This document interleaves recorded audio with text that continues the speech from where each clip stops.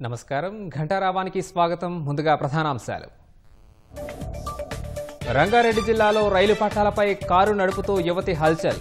గంటల తరబడి రైళ్ల రాకపోకలకు అంతరాయం, నిందితురాలు అరెస్ట్. రాష్ట్రంలో మొదలైన ఆషాఢ మాసం బోనాల సంబరాలు. ఘనంగా నిర్వహించేందుకు 20 కోట్లు కేటాయించిన ప్రభుత్వం.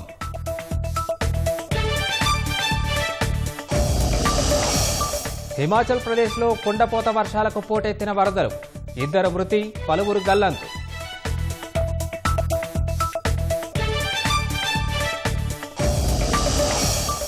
ఉత్తరాఖండ్ అలకనంద నదిలో పడిన మినీ బస్సు. ప్రమాదంలో 1 మృతి, 10 మంది గల్లంతు.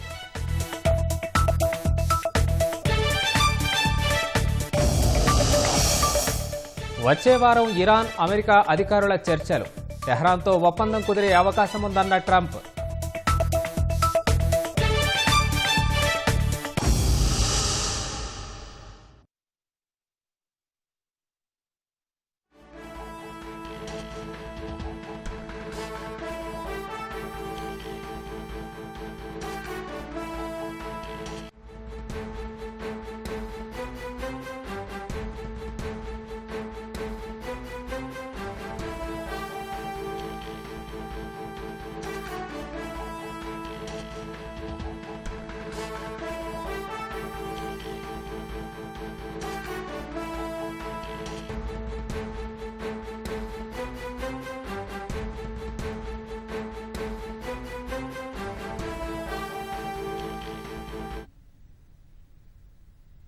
తాజా అంశాన్ని చూస్తున్నాం. రంగారెడ్డి రైలు పట్టాలపై కారు నడుపుతూ యువతి హల్చల్ చేసింది. గమనించిన స్థానికులు యువతిని అడ్డగించారు. యువతి నిర్వాకంతో గంటల తరబడి రైళ్ల రాకపోకలకు అంతరాయం ఏర్పడింది. మరింత సమాచారం మా ప్రతినిధి నాగార్జునను అడిగి తెలుసుకుందాం. నాగార్జున, రైలు పట్టాలపై యువతి కారు నడపడానికి గల కారణాలేంటి? పోలీసులు ఏమంటున్నారు? ఈరోజు ఉదయం నార్సింగి నుంచి ఒక వైపు వచ్చినటువంటి కారు అక్కడ కొండకల్ వద్ద లెవెల్ క్రాసింగ్ పైకి ఒక కారు ఎక్కడాన్ని అక్కడ ఉన్నటువంటి గేట్ మెన్ గమనించారు. గేట్ మెన్ కేకలు వేస్తున్నా సరే ఆమె కారులో యువతి ఉన్నట్లు గుర్తించారు. ఆ యువతి గేట్ మెన్ కేకలు వేస్తున్నా సరే సుమారు వికారాబాద్ వైపుగా సుమారు 7 కిలోమీటర్ల మేర ఆ కారు నడుపుకుంటూ వెళ్ళినట్టుగా అతను చెప్పడం జరిగింది. అయితే ముందస్తుగా అప్రమత్తమైనటువంటి గేట్ మెన్ సమీప రైల్వే స్టేషన్లకి సమాచారం అందించారు. వచ్చేటువంటి రైళ్లు నిలిపివేయాలని చెప్పేసి ఆయన కోరడం జరిగింది. దీంతో పెను ప్రమాదం తప్పిందని చెప్పాలి. ఈ ఘటనకు సంబంధించినటువంటి వివరాలు తెలియజేస్తున్నారు. ప్రస్తుతం అయితే ఆమె పోలీసుల అదుపులో ఉంది. ఆమె ఈ లక్నోకి చెందిన రవికా సోనిగా గుర్తించారు. నార్సింగ్ లో నివాసం ఉంటూ హైదరాబాద్ లో ఆమె సాఫ్ట్వేర్ ఉద్యోగం చేస్తున్నట్టుగా చెప్తున్నారు. ఉదయం తెల్లవారుజామున ఇక్కడికి వచ్చినటువంటి యువతి అంటే 6 నుంచి 7 గంటల మధ్యలో ఈ ఘటన జరిగింది. ఆ టైంలో ఆమె నార్సింగ్ నుంచి ఇటు కొండకల్ వైపు లెవెల్ క్రాసింగ్ వద్ద ఎక్కి వెంటనే లెవెల్ క్రాసింగ్ దాటకుండానే రైల్వే ట్రాక్ మీదకి కారు నడిపింది. దీనివల్ల కారు ముందు వెనక అద్దాలు పగిలిపోయాయి. ఆ వీడియోలో మనం చూస్తే కనుక చాలా స్పీడ్ గా వేగంగా ఈ కారు నడుపుకుంటూ వెళ్ళడం, అక్కడ ఉన్నటువంటి గేట్ మెన్లు సమీపంలో ఉన్నటువంటి గ్యాంగ్ మెన్లకు సమాచారం ఇచ్చాం. వాళ్ళందరూ కూడా అక్కడికి వెళ్లి కారు ఆమె స్పీడ్ గా వెళ్తూ సుమారు 7 కిలోమీటర్లు నడిపిన తర్వాత ఒక మలుపు ఉంది. ఆ మలుపు వద్ద కార్ కంట్రోల్ తప్పి అక్కడ నిలిచిపోయింది, ముందుకు కదలలేదు. సో వెంటనే అక్కడికి చేరుకున్నటువంటి అక్కడ గ్యాంగ్ మెన్లు మిగతా రైల్వే సిబ్బంది కూడా అక్కడికి చేరుకుని ఆ కార్ ని ఆమెను బయటికి దింపి ప్రయత్నం చేస్తే ఆమె కత్తితో బెదిరించేందుకు ప్రయత్నం చేసింది. గట్టిగా అరుస్తూ కేకలు వేస్తూ వాళ్ళని దగ్గరకు రానికుండా కత్తితో బెదిరించింది. తర్వాత అతి కష్టం మీద స్థానికుల సాయంతో ఆమెని పక్కకు తీసుకొచ్చి కార్ ని సమీపంలో ఒక రైల్వే ట్రాక్ కిందకి నెట్టేసి నెక్స్ట్ రైళ్లను పునరుద్ధరించారు. ఈ ఘటనపై రైల్వే పోలీసులు కేసు నమోదు చేయనున్నారు. ప్రస్తుతానికైతే ఆ యువతిని చేవెళ్ల ఆసుపత్రికి తీసుకెళ్తున్నట్టుగా సమాచారం యువతి పరిస్థితి పైన. సో ప్రస్తుతానికైతే ఆమెను అరెస్ట్ చేసి దీని మీద ఘటనకు గల కారణాలు అలా తీరున్నారు. ప్రస్తుతానికైతే ఆ యువతి లక్నోకు చెందిన రవికా సోనిగా గుర్తించారు. హైదరాబాద్ లో సాఫ్ట్వేర్ ఉద్యోగం చేస్తుంది. అయితే నడిపిన సమయంలో ఆమె మద్యం మత్తులో ఉన్నట్టుగా మనకి సమాచారం ఉంది. దీని మీద పోలీసులు ధృవీకరించాల్సి ఉంది. ధన్యవాదాలు నాగార్జున.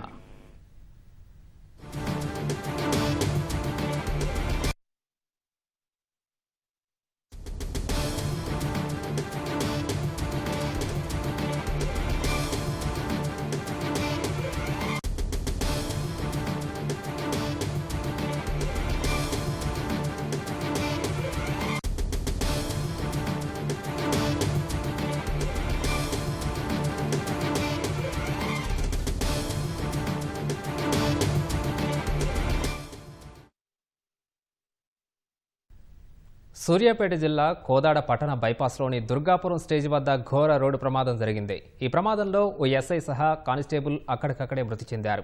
మరో 2 పోలీసులకు తీవ్ర గాయాలయ్యాయి. ఏపీలోని కోనసీమ జిల్లా ఆలమూరు ఎస్ఐ అశోక్ 4 సిబ్బందితో కలిసి ఓ కేసు విషయమై అర్ధరాత్రి హైదరాబాద్కు బయలుదేరారు.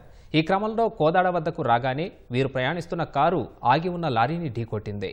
ప్రమాదంలో కారు నుజ్జు కావడంతో అందులో ప్రయాణిస్తున్న ఎస్ఐ అశోక్, కానిస్టేబుల్ స్వామి అక్కడికక్కడే మృతి చెందారు.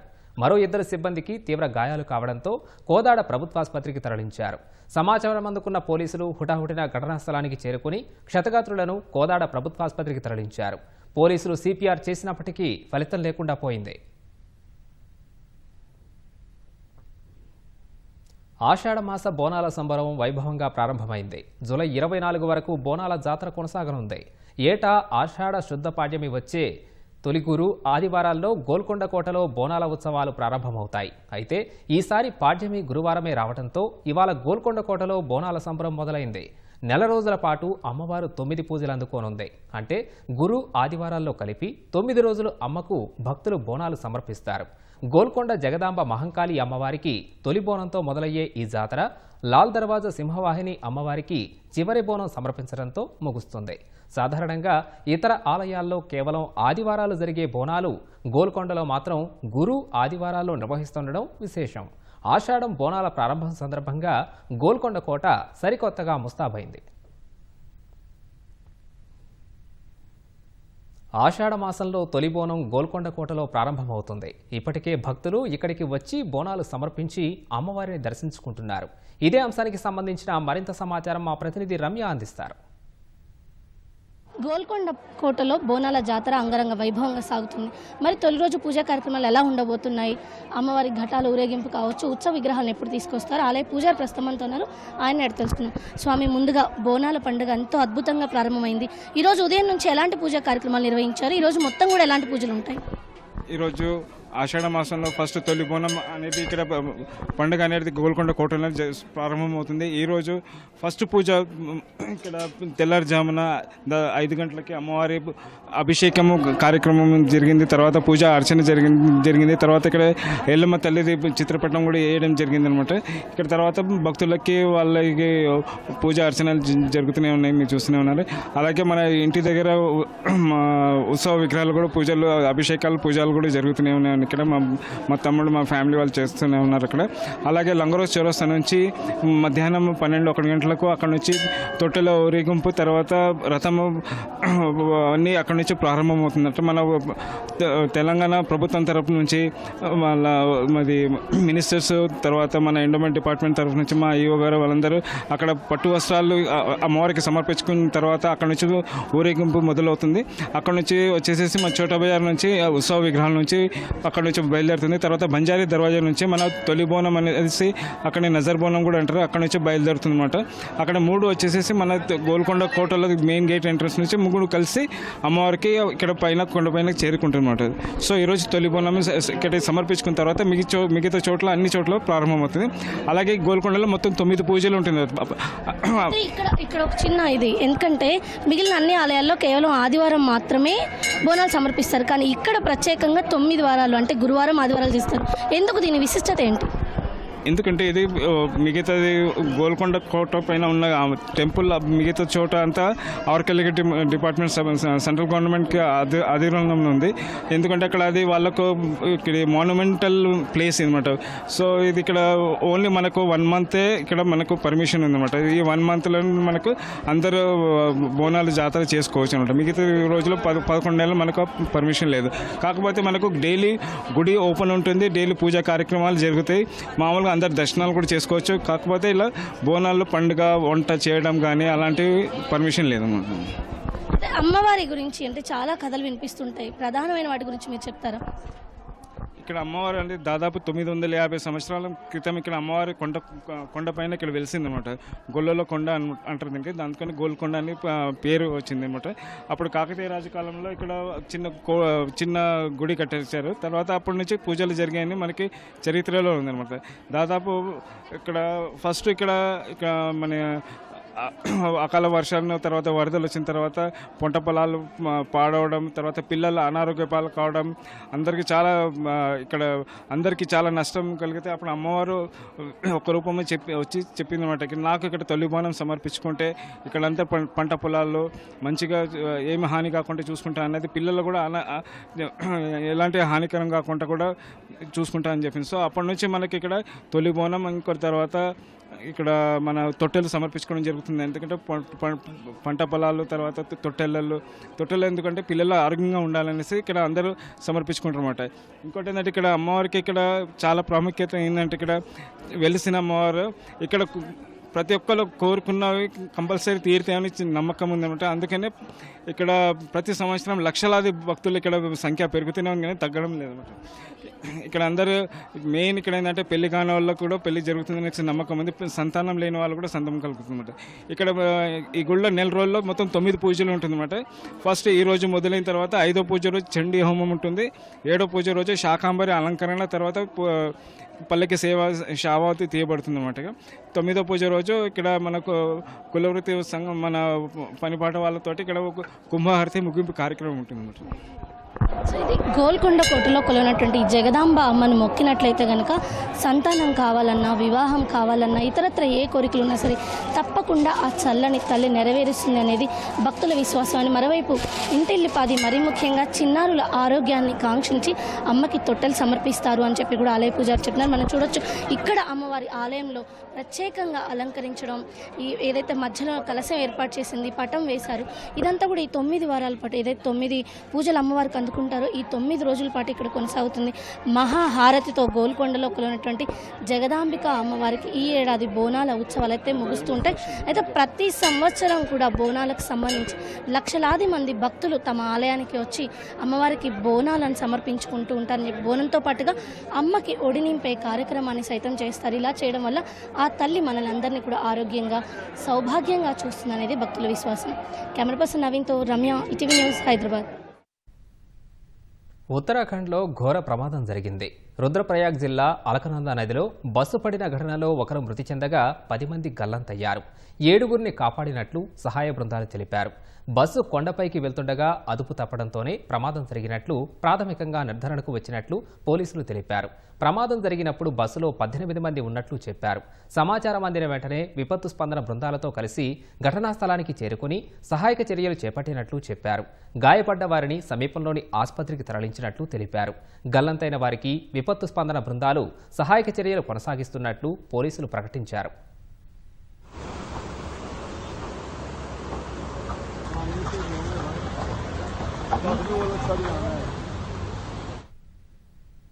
ఫీజులు పెంచుకోవడానికి టీఏఎఫ్ఆర్సీకి తప్పుడు లెక్కలు అందించిన ఇంజనీరింగ్ కళాశాలలపై కేసులు పెట్టాలని ముఖ్యమంత్రి రేవంత్ రెడ్డి అధికారులను ఆదేశించారు.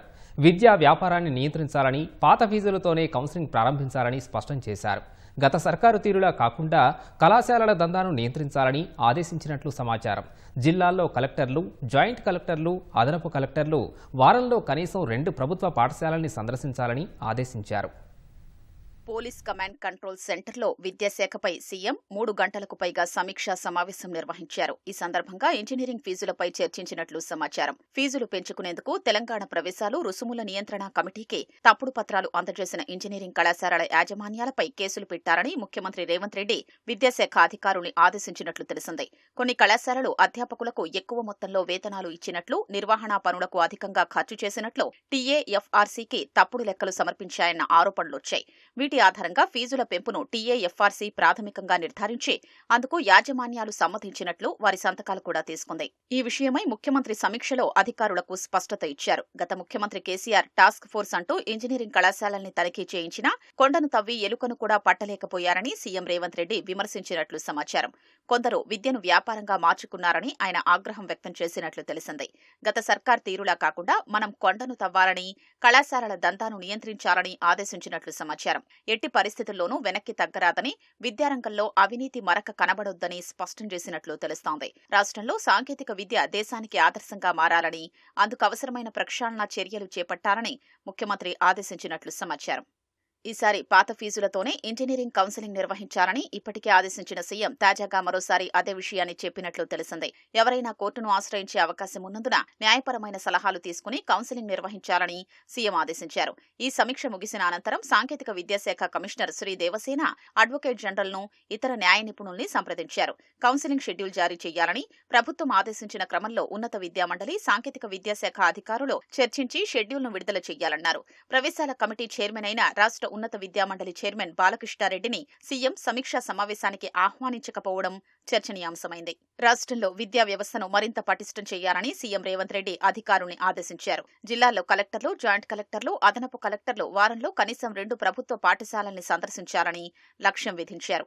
ఐఏఎస్ అధికారులందరూ బడులతో పాటు అంగన్వాడీ కేంద్రాలు, ప్రాథమిక ఆరోగ్య కేంద్రాల్ని విధిగా తనిఖీ చేయాలన్నారు. ఈ విద్యా సంవత్సరం ప్రైవేటు పాఠశాలల నుంచి ప్రభుత్వ బడుల్లో 48,000 మంది చేరారని అధికారులు చెప్పగా విద్యార్థుల సంఖ్యకు అనుగుణంగా నూతన తరగతి గదులు నిర్మించాలని సీఎం ఆదేశించారు. ప్రత్యేక అవసరాలున్న పిల్లలు పెరుగుతున్నందున వారికి వసతులు కల్పించాలని సూచించారు. 10వ తరగతి ఉత్తీర్ణులైన విద్యార్థులంతా ఇంటర్మీడియట్ తత్సమాన కోర్సుల్లో చేరేలా చూడాలని నిర్దేశించారు. ఇంటర్మీడియట్ అనంతరం నైపుణ్య కోర్సుల్లో శిక్షణ పొందితే వారి జీవనోపాధికి ఢోకా ఉండదని సీఎం అభిప్రాయపడ్డారు.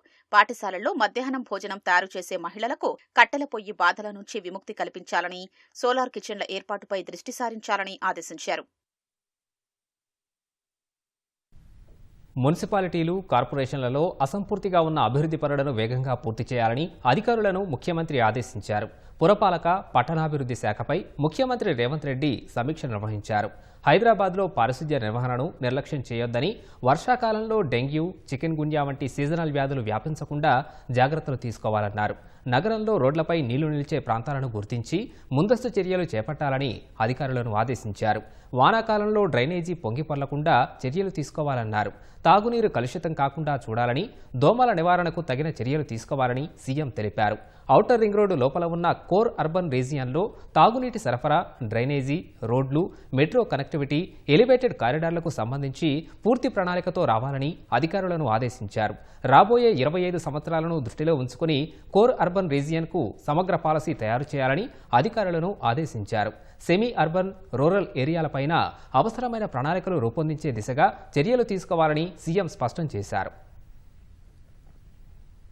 8 లక్షల కోట్ల లోటు బడ్జెట్ ఉన్నప్పటికీ 9 రోజుల్లో 8,744.13 కోట్ల రైతు భరోసా నిధులు అందజేశామని ఉప ముఖ్యమంత్రి భట్టి విక్రమార్క తెలిపారు.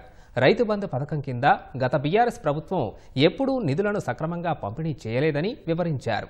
గత ప్రభుత్వ హయాంలో సీజన్ల వారీగా నిధుల వివరాలను భట్టి విడుదల చేశారు. 2023 అసెంబ్లీ ఎన్నికల ముందు బీఆర్ఎస్ సర్కార్ యాసంగి నిధులు వేయలేదన్నారు. గత ప్రభుత్వం మిగులు బడ్జెట్తో ఉన్నప్పటికీ ఒక సీజన్లో రైతు బంధు వేయడానికి 169 రోజుల చొప్పున తీసుకుందని తెలిపారు. కాంగ్రెస్ అధికారంలోకి వచ్చే నాటికి లోటు బడ్జెట్ ఉన్నప్పటికీ గత ప్రభుత్వంతో పోలిస్తే 2,000 రూపాయలు అదనంగా 12,000 జమ చేస్తున్నట్లు భట్టి విక్రమార్క వివరించారు. రక్షణ రంగంలో భారత్ స్వయం సమృద్ధి సాధించిందని చెప్పడానికి ఆపరేషన్ సింధూర్ శక్తివంతమైన నిదర్శనమని ప్రధాని నరేంద్ర మోదీ తెలిపారు. ఢిల్లీలో జరిగిన 48వ ప్రగతి సమావేశంలో మోదీ ఈ మేరకు చెప్పారు. కేంద్ర రాష్ట్ర ప్రభుత్వాల ప్రయత్నాలను ఏకీకృతం చేయడం ద్వారా ప్రోయాక్టివ్ గవర్నెన్స్, సకాలంలో అమలు ప్రగతి కార్యక్రమం లక్ష్యమని ఆయన వివరించారు. రక్షణ రంగంలో ఆత్మనిర్భరతను పెంపొందించడానికి వివిధ మంత్రిత్వ శాఖలు, విభాగాలు, రాష్ట్రాలు చేపట్టిన ఆదర్శప్రాయ పద్ధతుల్ని ప్రధాని సమీక్షించారు. గనుడు, రైల్వేలు, జలవనరుల రంగాల్లో ప్రాజెక్టులను ఆయన సమీక్షించారు. ప్రాజెక్టుల అమలులో జాప్యం వల్ల ఆర్థిక వ్యయాలు పెరగడం, పౌరులకు అవసరమైన సేవలు, మౌలిక సదుపాయాలు సకాలంలో లభించకపోవడం వంటి నష్టాలు ఎదురవుతాయని మోదీ వివరించారు. హిమాచల్ ప్రదేశ్లో బుధవారం కురిసిన కుండపోత వర్షాలకు ఆకస్మిక వరదలు పోటెత్తి 2 మృతి చెందగా పలువురు గల్లంతయ్యారు. కాంగ్రా జిల్లాలోని మనునీఖాడ్ కాలువ నుంచి 2 మృతదేహాలను పోలీసులు స్వాధీనం చేసుకున్నారు. ఖనియారా, మనునీఖాడ్ సహా ఇతర కాలువల్లో అకస్మాత్తుగా నీటిమట్టం పెరగడంతో ఇందిరా ప్రియదర్శిని జల విద్యుత్ ప్రాజెక్టు స్థలం సమీపంలోని లేబర్ కాలనీలో 20 మంది కార్మికులు కొట్టుకుపోయారని భావిస్తున్నారు. వర్షం కారణంగా ప్రాజెక్టు పనులు నిలిపివేసినట్లు అధికారులు తెలిపారు. కార్మికులు ఆ ప్రదేశానికి సమీపంలో తాత్కాలిక ఆశ్రయాల్లో విశ్రాంతి తీసుకుంటుండగా ఒక్కసారిగా వరద వెల్లువెత్తి కొట్టుకుపోయారని అధికారులు చెప్పారు. ఎస్డీఆర్ఎఫ్ బృందాలతో పాటు స్థానిక యంత్రాంగం సహాయక చర్యల్లో నిమగ్నమైందని వివరించారు. రైల్వే ఛార్జీలను పెంచొద్దని తమిళనాడు ముఖ్యమంత్రి డీఎంకే అధ్యక్షుడు ఎంకే స్టాలిన్ ప్రధాని నరేంద్ర మోదీని కోరారు. జులై నుంచి ప్యాసింజర్ ఛార్జీలు పెరగనుండడం, సాధారణ కోచ్ల సంఖ్య తగ్గడం వల్ల ప్రజలు సంతోషంగా లేరని చెప్పారు. చెన్నై నుంచి రైలులో కాట్పాడికి ప్రయాణించిన అనంతరం స్టాలిన్ ఈ మేరకు పేర్కొన్నారు. ఎయిర్ కండిషన్డ్ కోచ్లను పెంచడానికి సాధారణ రైలు కోచ్లను తగ్గించాల్సిన అవసరం లేదని ఈ సందర్భంగా చెప్పారు. మధ్యతరగతి కుటుంబాలు ఇప్పటికే ధరల పెరుగుదల, వంట గ్యాస్ ధరల పెరుగుదలతో పోరాడుతున్నాయని స్టాలిన్ పేర్కొన్నారు. రైలు ఛార్జీలను పెంచడం ద్వారా వారి ఆందోళనల్ని మరింత పెంచకూడదని ఆందోళన వ్యక్తం చేశారు. స్టాలిన్ వ్యాఖ్యలపై ప్రతిపక్ష అన్నా డీఎంకే అధినేత పళనిస్వామి విమర్శలు గుప్పించారు. డీఎంకే పాలనలో తమిళనాడులో ఆస్తి పన్ను, విద్యుత్ సుంకం, రిజిస్ట్రేషన్ ఛార్జీలు, ఇతర అంశాలను ప్రస్తావించారు. సీఎం స్టాలిన్ తమిళనాడు ప్రజలు ఆనందంగా ఉండాలని ఆలోచించట్లేదా అంటూ ఎద్దేవా చేశారు. ఇజ్రాయెల్ దాడుల్లో 120 ఇళ్లు పూర్తిగా ధ్వంసమయ్యాయని ఇరాన్ పేర్కొంది. మరో 500 నివాసాలు పాక్షికంగా దెబ్బతిన్నాయని తెలిపింది. ఈ మేరకు టెహ్రాన్ గవర్నర్ మహమ్మద్ సాదెగ్ ఆ దేశ మీడియాకు వెల్లడించారు. ఇజ్రాయెల్తో 12 రోజుల పాటు సాగిన యుద్ధంలో 606 మంది చనిపోయారని తెలిపారు. 5332 మంది గాయపడ్డారని చెప్పారు. అయితే ఇజ్రాయెల్ దాడుల్లో 1054 మంది ఇరాన్ పౌరులు మృతి చెందారని వాషింగ్టన్కు చెందిన మానవ హక్కుల సంస్థ తెలిపింది. 4476 మంది గాయపడ్డారని వెల్లడించింది. మృతుల్లో 417 మంది పౌరులు, 318 మంది భద్రతా సిబ్బంది ఉన్నారని వివరించింది. అటు ఇరాన్ జరిపిన దాడుల్లో 28 మంది పౌరులు మృతి చెందగా 1000 మంది గాయపడ్డారని ఇజ్రాయెల్కు చెందిన అధికారులు తెలిపారు. ఇజ్రాయెల్, ఇరాన్ కాల్పుల విరమణ నేపథ్యంలో ఇరాన్, అమెరికా అధికారులు వచ్చే వారం చర్చలు జరుపుతారని డొనాల్డ్ ట్రంప్ తెలిపారు. నాటో శిఖరాగ్ర సమావేశం సందర్భంగా హేగ్లో మాట్లాడిన ట్రంప్ ఇరాన్తో చర్చలు పునఃప్రారంభించడంలో తనకు ప్రత్యేక ఆసక్తి లేదన్నారు. ఇరాన్ అణు కార్యక్రమాన్ని అమెరికా దాడులు నాశనం చేశాయని పునరుద్ఘాటించారు. టెహ్రాన్తో ఒప్పందం కుదిరే అవకాశం ఉందని, కానీ అది ఖచ్చితంగా చెప్పలేనని ట్రంప్ అన్నారు. అయితే అమెరికాతో చర్చలపై ఇరాన్ ఎలాంటి ప్రకటన చేయలేదు. అమెరికా పశ్చిమాసియా రాయబారి స్టీవ్ విట్కాఫ్ మాత్రం ఇరాన్, అమెరికా మధ్య ప్రత్యక్ష, పరోక్ష సమాచార మార్పిడి జరుగుతోందన్నారు. ఈ నెల ప్రారంభంలో ఒమన్లో అమెరికా, ఇరాన్ మధ్య 6వ రౌండ్ చర్చలు జరగాల్సి ఉంది. కానీ ఇరాన్పై ఇజ్రాయెల్ దాడి చేయడంతో అది కాస్త రద్దయింది.